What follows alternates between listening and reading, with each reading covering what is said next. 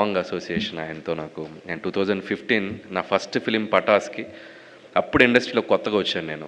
And first film పెద్ద hit అయిపోయింది, ఏదో అవార్డు ఇస్తున్నారంట అని చెప్పి సింగపూర్ ఫ్లైట్ ఇచ్చి అక్కడ దిగి ఒక అవార్డు తీసుకొని, అప్పుడు చిరంజీవి గారు కూడా కింద ఉన్నారు. సో వాళ్ళందరి ముందు అవార్డు తీసుకొని మాట్లాడిన మూమెంట్స్ ఇంకా మెమరబుల్ నాకు. సో ఫస్ట్ ఫిల్మ్కి వచ్చిన ఆ అవార్డు ఎనర్జీ అది ఎప్పుడు గుర్తుండిపోద్ది.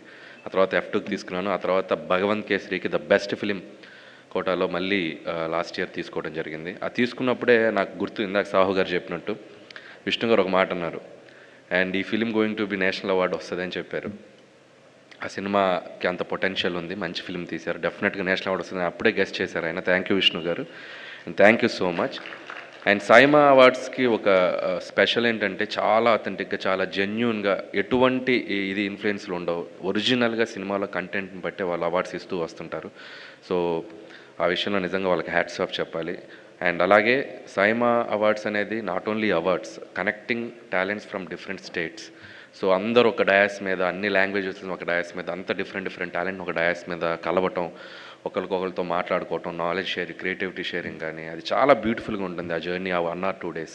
సో అందుకే అవార్డు వచ్చినా రాకపోయినా వాళ్ళు ఎప్పుడైనా పిలిస్తే సరదాగా సో అవార్డ్ ఫంక్షన్లో పార్టిసిపేట్ చేయాలనిపిస్తుంది. అంత ఎనర్జీగా, అంత బాగా సెలబ్రేట్ చేస్తారు ఆ ఈవెంట్ని.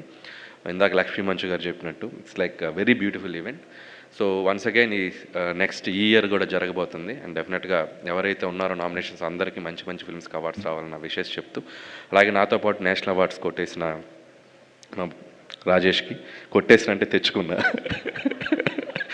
ఏదో మాస్క్ అవార్డు, అలాగే మన హనుమాన్, అలాగే బ్రదర్ VFX, అండ్ అలాగే రోహిత్ అందరికీ పేరు పేరున థ్యాంక్స్ చెప్తూ బెస్ట్ విషయం చెప్తున్నాను. And thank you so much. Thank you Anil garu, thank you so much. And next